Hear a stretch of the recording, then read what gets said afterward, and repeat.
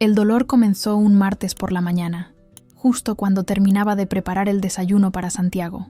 Al principio, pensé que era algo que había comido la noche anterior, pero conforme pasaban las horas, la molestia se convertía en algo insoportable. Me doblaba del dolor cada vez que intentaba caminar, y los analgésicos que tenía en casa no servían para nada. Santiago me encontró en el suelo del baño, sudando y casi sin poder hablar. Por primera vez en meses, vi preocupación genuina en sus ojos. Me cargó hasta el auto y manejó como loco hasta el hospital más cercano. Los médicos me examinaron durante horas, haciendo preguntas que yo apenas podía responder entre los espasmos de dolor. «Necesitamos operarla de inmediato», dijo el cirujano después de revisar los resultados. «Tiene una obstrucción intestinal que puede complicarse si esperamos más tiempo». Las palabras me llegaron como un eco lejano. Cirugía, hospital, días sin poder moverme. Todo lo que había planeado para esa semana se desvanecía en segundos. Santiago me tomó la mano mientras firmaba los papeles. «Todo va a estar bien, amor. Yo me encargo de la casa, del trabajo, de todo. Tú solo concéntrate en recuperarte». Sus palabras me tranquilizaron. Llevábamos 8 años juntos, y aunque últimamente discutíamos más de lo normal, sabía que podía confiar en él. Era mi esposo, mi compañero de vida. La cirugía duró 3 horas. Desperté confundida, con tubos por todos lados y una sensación de vacío en el estómago que no tenía que ver solo con la operación. Santiago estaba sentado en la silla del lado, revisando su celular. Cuando me vio abrir los ojos, se acercó y me besó la frente. «¿Cómo te sientes?», me preguntó, pero algo en su voz sonaba diferente, distante, como si estuviera pensando en otra cosa mientras hablaba conmigo. Le dije que me dolía todo el cuerpo, que tenía sed, que no entendía bien dónde estaba. Él asintió y llamó a la enfermera. Los días siguientes fueron una nebulosa de medicamentos, doctores entrando y saliendo, y visitas esporádicas de Santiago. Venía por las tardes, se quedaba 1 hora o 2, me contaba cosas del trabajo que yo apenas podía procesar. Siempre tenía prisa por irse. «Hay mucho que hacer en casa», decía. «Mañana vengo más temprano. Mis padres viven en Córdoba, a 4 horas de Buenos Aires, así que solo pudieron visitarme una vez. Mi hermana Ana llamaba todos los días, pero también tenía sus propios problemas con los chicos. Me sentía sola, vulnerable, dependiendo completamente de un hombre que cada día parecía más ajeno a mi sufrimiento. Una noche, mientras miraba el techo del hospital sin poder dormir, Santiago me pidió mi celular. «Necesito hacer una llamada urgente, y el mío se quedó sin batería en el auto», me explicó. Sin pensarlo 2 veces, le di la clave y le pasé el teléfono. Estuvo unos minutos en el pasillo, hablando en voz baja. Cuando regresó, me devolvió el celular con una sonrisa que no me llegaba a los ojos. «¿Todo bien?», le pregunté. «Sí, solo un problema del trabajo. Ya lo resolví». Esa noche se fue más temprano que de costumbre, diciendo que tenía que madrugar. Me quedé ahí, sintiéndome más abandonada que nunca, pero pensando que era normal, que el estrés de verme enferma lo tenía alterado, que cuando saliera del hospital, todo volvería a ser como antes. Qué ingenua fui. Llegué a casa un viernes por la tarde, después de 12 días internada. Santiago me ayudó a subir las escaleras hasta nuestro departamento en Palermo, cargando la bolsa con mis medicamentos y las indicaciones médicas. Todo parecía igual que siempre. Los mismos muebles, el mismo desorden de revistas en la mesa, el mismo olor a café que siempre flotaba en la cocina. Me instalé en el sillón con una manta, sintiendo ese alivio extraño de estar en casa pero sin fuerzas para hacer nada. Santiago me preparó un té y se sentó a mi lado. «Ahora que estás bien, podemos volver a la normalidad», dijo, acariciándome el pelo. Yo asentí, pensando en todas las cosas que tenía que poner al día. El trabajo, las cuentas, las llamadas que no había podido hacer. El lunes por la mañana, Santiago se fue temprano a la oficina. Yo todavía no podía volver al trabajo, así que decidí aprovechar para revisar las finanzas. Tenía varios pagos pendientes de la tarjeta de crédito y quería ver si Santiago había pagado las expensas del departamento como habíamos acordado. Abrí mi laptop y entré al home banking. Primero revisé la cuenta corriente, donde teníamos los gastos del mes. Todo normal. Después fui a la cuenta de ahorros, donde guardaba el dinero de la herencia de mi abuela Marta, que había fallecido el año anterior. Era una suma importante, casi 200,000 pesos, que pensaba usar para remodelar la cocina, o tal vez para irnos de vacaciones cuando me recuperara. La pantalla tardó un segundo en cargar. Cuando vi el saldo, pensé que había un error del sistema. 0 pesos. Actualicé la página, cerré el navegador y volví a entrar. Nada había cambiado. Mi cuenta estaba vacía. Con las manos temblando, busqué el detalle de movimientos. Ahí estaban. 5 transferencias realizadas entre el miércoles y el viernes de la semana anterior, mientras yo todavía estaba en el hospital. Todas por montos de entre 30 y 50,000 pesos. Todas enviadas a una cuenta que no reconocía. Llamé al banco inmediatamente. Después de esperar 10 minutos escuchando música horrible, me atendió un operador que me pidió todos mis datos para verificar mi identidad. Señora, todas las transferencias fueron autorizadas correctamente desde su usuario de Home Banking, me explicó con voz monótona. Se ingresó con su clave personal y se confirmaron con el token que llega al celular registrado. Corté la llamada y me quedé mirando la pantalla. Mi celular. El celular que le había prestado a Santiago esa noche en el hospital. El mismo celular donde me llegaban todos los códigos de confirmación del banco. Empecé a atar cabos. Su nerviosismo los últimos días, las salidas tempranas, las llamadas misteriosas. Busqué en Google el número de cuenta destino de las transferencias. No aparecía nada útil, pero recordé que mi amiga Laura era abogada y tal vez podía ayudarme. La llamé llorando, sin poder explicar bien lo que había pasado.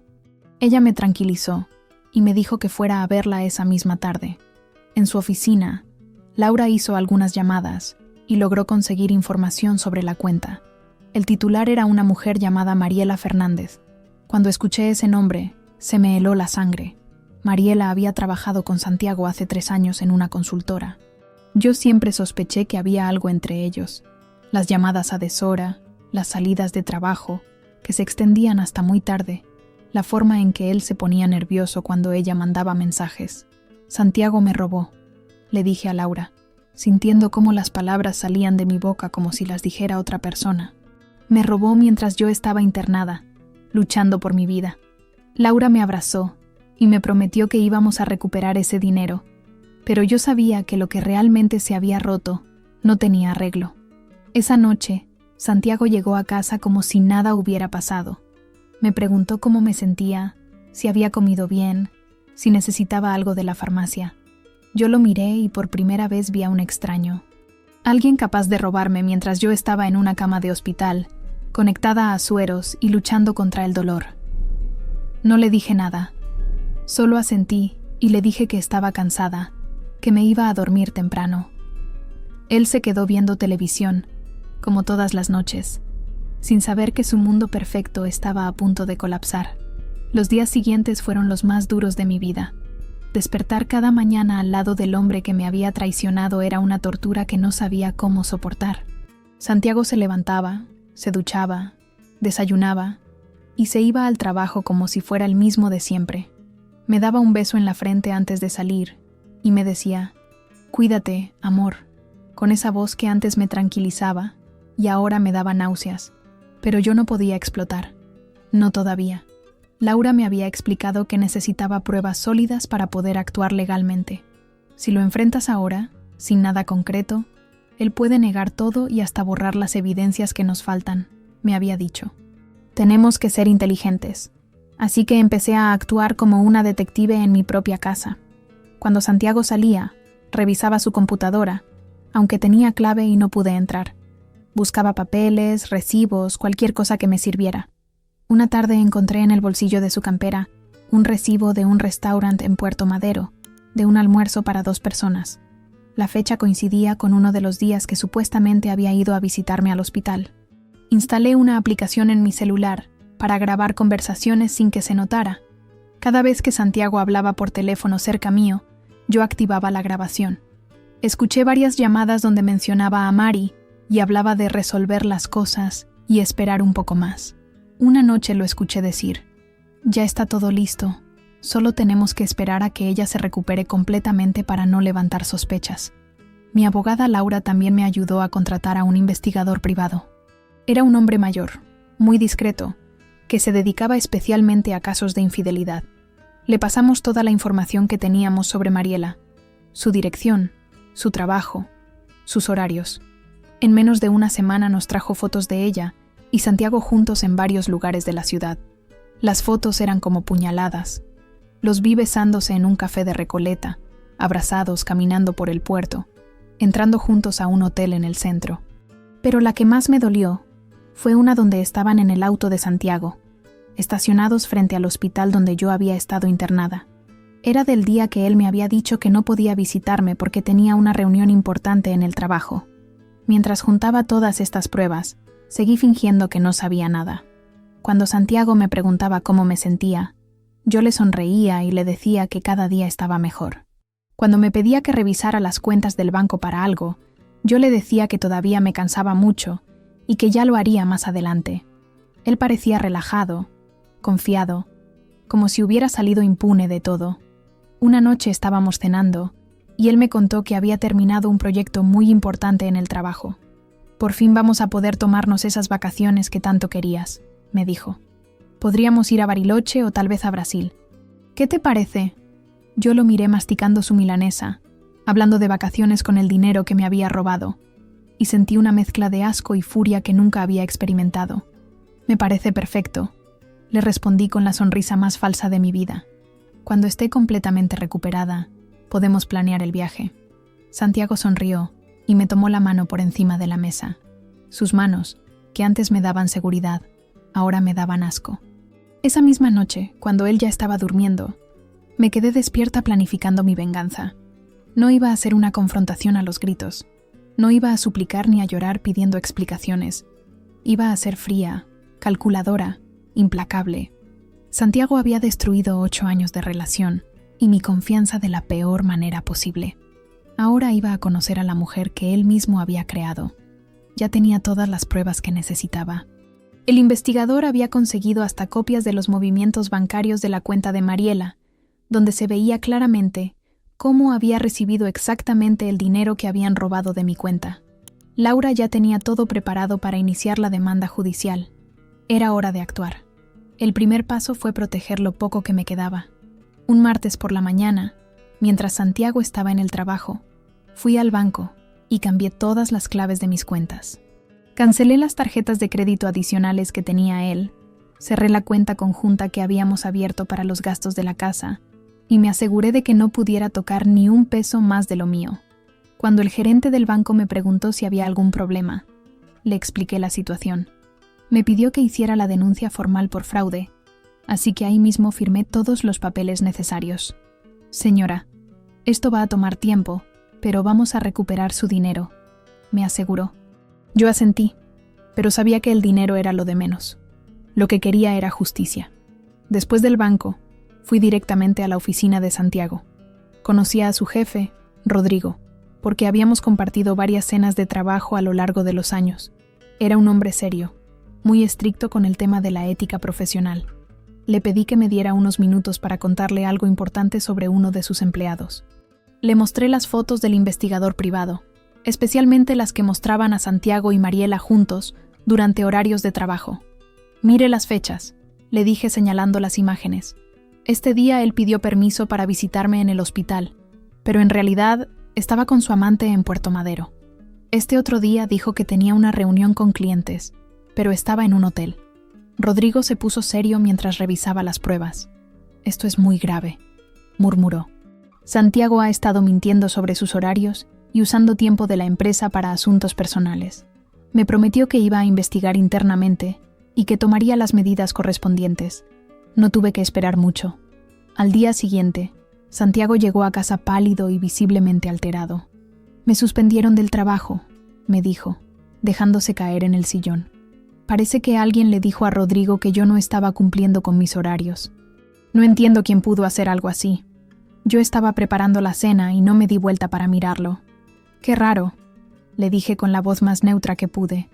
«Seguramente es un malentendido y pronto se va a aclarar». Santiago me contó que tenía que presentar un descargo por escrito y que probablemente lo iban a investigar. Yo seguí cocinando como si no fuera conmigo, pero eso era solo el comienzo. Esa misma semana decidí visitar a Elvira, la mamá de Santiago. Era una mujer mayor, muy religiosa, que siempre me había tratado como a una hija. Vivía sola en San Telmo, en la misma casa donde Santiago había crecido. Le llevé facturas de la panadería que le gustaba y nos sentamos a tomar mate en su cocina. Elvira, tengo que contarle algo muy doloroso, le dije después de un rato de charla trivial. Le mostré las mismas fotos que le había enseñado a Rodrigo, pero esta vez agregué los comprobantes de las transferencias bancarias. Le expliqué cómo Santiago había usado mi enfermedad para robarme, cómo me había mentido durante semanas. Elvira se quedó en silencio por un momento largo, mirando las pruebas. Después empezó a llorar. No puedo creer que mi hijo sea capaz de algo así, me dijo. Yo te quiero como a una hija, y él te hizo esto mientras estabas sufriendo en el hospital. Me abrazó y me pidió perdón como si la culpa fuera suya. Esa misma tarde, Elvira llamó a Santiago y le dijo que no quería verlo hasta que me devolviera hasta el último peso y me pidiera perdón de rodillas. No criamos a un ladrón en esta casa, le gritó por teléfono. Yo escuché toda la conversación desde la cocina, donde seguía tomando mate con su mamá. Santiago llegó a casa esa noche como un huracán. ¿Qué le dijiste a mi mamá?, me gritó apenas entró. Ella me llamó llorando, diciendo que soy un ladrón y un sinvergüenza. ¿Qué mentiras le contaste? Por primera vez en semanas, lo miré directamente a los ojos. No le conté ninguna mentira, Santiago. Le conté la verdad, que mientras yo estaba internada, luchando por mi vida, vos me robaste mi plata para mantener a tu amante. Su cara cambió completamente. Sabía que lo habían descubierto. Santiago se quedó parado en la puerta, con la boca abierta, como si hubiera visto un fantasma. Por unos segundos no dijo nada. Solo me miraba con esa expresión de sorpresa y pánico que nunca voy a olvidar. Después intentó negar todo, por supuesto. No sé de qué me estás hablando, tartamudeó. Yo nunca toqué tu plata. Debe ser un error del banco, o tal vez alguien te hackeó la cuenta. Pero su voz temblaba y no podía sostenerme la mirada. Yo saqué mi celular y le puse una de las grabaciones donde él hablaba con Mariela sobre el dinero que ya estaba en su cuenta. Su cara se descompuso completamente. ¿Me estuviste grabando?, me preguntó. Y por primera vez en toda nuestra relación, le tuve miedo. Había algo en sus ojos que no reconocía. Estás loca. Todo esto es porque todavía estás mal de la operación. No podés pensar con claridad. Pero yo ya no era la misma mujer ingenua de antes. Santiago, tengo fotos tuyas con Mariela. Tengo las transferencias de la plata. Tengo testigos de tus mentiras en el trabajo. Tengo todo. Así que no me vengas a decir que estoy loca. Le mostré una de las fotos donde estaban besándose en el café de Recoleta. Se dejó caer en el sillón y se tapó la cara con las manos. Esto no tenía que pasar así, murmuró.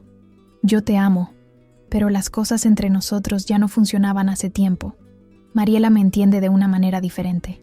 Escuchar eso fue como recibir una bofetada, pero ya no me dolía como antes. Solo confirmaba que había tomado la decisión correcta. Al día siguiente llegó la citación judicial. Laura había iniciado la demanda por apropiación indebida y estafa. Santiago recibió los papeles en su trabajo, delante de todos sus compañeros. Rodrigo me llamó para contarme que había sido un escándalo, que Santiago había salido llorando de la oficina. Lo despedimos en el acto, me dijo. No podemos tener empleados con causas penales. Pero mi plan no terminaba ahí. Esa misma semana le mandé un mensaje a Mariela, haciéndome pasar por una prima de Santiago que quería conocerla. Le dije que él me había hablado mucho de ella y que me encantaría que tomáramos un café para charlar sobre los planes de futuro que tenían juntos. Mariela, muy confiada, aceptó encontrarse conmigo en un bar de Las Cañitas. Llegó puntual, vestida como para una primera cita, con una sonrisa que se le borró de la cara cuando me vio. Yo había llegado acompañada de un periodista amigo de Laura, que se presentó como tal y le explicó que estaba haciendo una nota sobre estafas en parejas.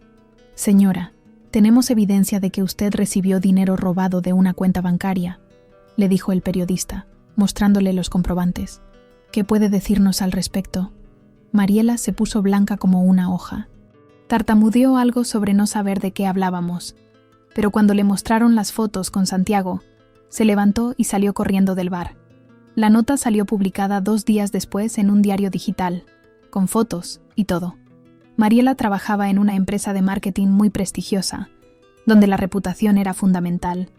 La echaron esa misma semana. Santiago me llamó desesperado, gritándome que había arruinado la vida de una inocente, que Mariela no tenía nada que ver con nuestros problemas. ¿Nuestros problemas?, le grité por teléfono. El único problema acá sos vos, que me robaste mientras estaba internada, y después te fuiste con la plata a tu amante. Mariela sabía perfectamente de dónde venía esa plata. Corté y bloqueé su número. Los días siguientes fueron un caos. Santiago perdió su trabajo definitivamente cuando la empresa se enteró de la causa judicial. Sus amigos empezaron a alejarse cuando se corrió la voz de lo que había hecho. Mariela le devolvió el dinero que le quedaba, y después no le atendió más el teléfono. El mundo perfecto que se había construido con mi dinero se estaba desmoronando pieza por pieza. Una noche apareció en la puerta de casa, borracho y llorando. «Por favor, hablemos», me suplicaba desde el pasillo. «Yo sé que me mandé una cagada, pero podemos arreglar esto. Somos una familia». Yo lo miré desde la mirilla de la puerta, patético y desesperado, y sentí algo que no esperaba. Lástima. Pero la lástima duró poco. Recordé las noches que había pasado sola en el hospital, confiando en él, mientras él estaba robándome y acostándose con otra mujer. No le abrí la puerta. El divorcio se resolvió más rápido de lo que esperaba. Laura había hecho un trabajo impecable con las pruebas, y el juez falló completamente a mi favor. Santiago tuvo que devolver lo que quedaba del dinero robado, y además pagarme una compensación por daños y perjuicios. Se quedó prácticamente sin nada. Sin trabajo, sin plata, sin casa, sin familia. Yo me mudé a un departamento en Villa Creek, más chico que el anterior pero lleno de luz. Era un monoambiente en un 4º piso, con un balcón pequeño donde pude poner algunas plantas. Cada mañana desayunaba ahí, mirando la ciudad despertar, sintiendo por primera vez en años que mi vida me pertenecía completamente. Los primeros meses fueron duros. Había noches en las que me despertaba llorando, no por Santiago, sino por la mujer que había sido durante tantos años. Esa mujer que confiaba ciegamente, que ponía las necesidades de otros antes que las suyas, que creía que el amor era suficiente para todo. A veces la extrañaba, pero sabía que no podía volver a ser ella. Mi psicóloga, Teresa, me ayudó mucho en ese proceso. «Vos no sos víctima de nada», me decía en cada sesión. «Sos una sobreviviente, y los sobrevivientes aprenden, crecen, se hacen más fuertes». Al principio me costaba creerle, pero de a poco empecé a entender lo que quería decir. Volví a estudiar. Siempre había querido hacer un curso de diseño gráfico, pero Santiago me decía que era una pérdida de tiempo y dinero. Ahora me anoté en un instituto cerca de casa y descubrí que tenía un talento natural para el diseño. Por las tardes, después del trabajo, me quedaba practicando en la computadora, creando logos y folletos. También empecé a salir más con mis amigas. Laura se convirtió en mi confidente y juntas salíamos a bailar los viernes por la noche. Al principio me sentía rara, como si estuviera haciendo algo malo, pero después entendí que era la primera vez en años que podía hacer lo que quería sin tener que dar explicaciones. Una tarde, caminando por el barrio, me crucé con la mamá de Santiago. Elvira me saludó con cariño y me invitó a tomar un café. Me contó que Santiago había conseguido un trabajo de medio tiempo en una ferretería, que vivía en una pensión en Constitución, que prácticamente no hablaban.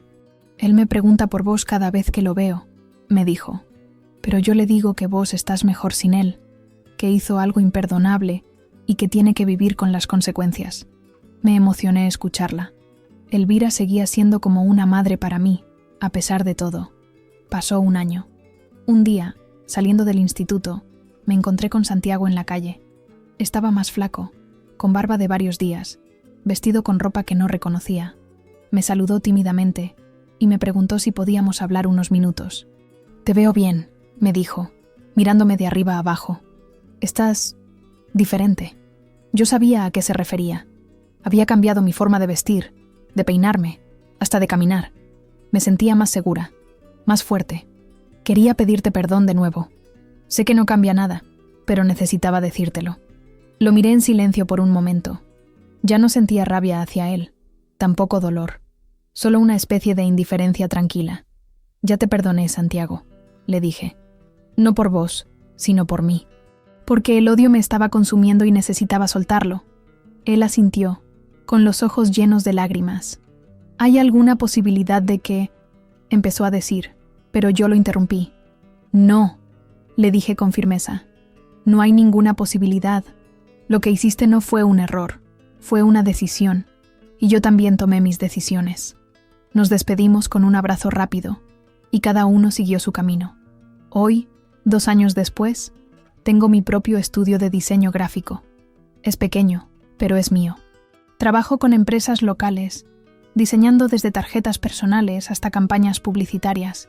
Gano menos plata que antes, pero soy infinitamente más feliz. A veces pienso en todo lo que pasó, y no puedo creer que esa mujer asustada en el hospital haya sido yo. Santiago me rompió, es cierto, pero también, sin quererlo, me liberó.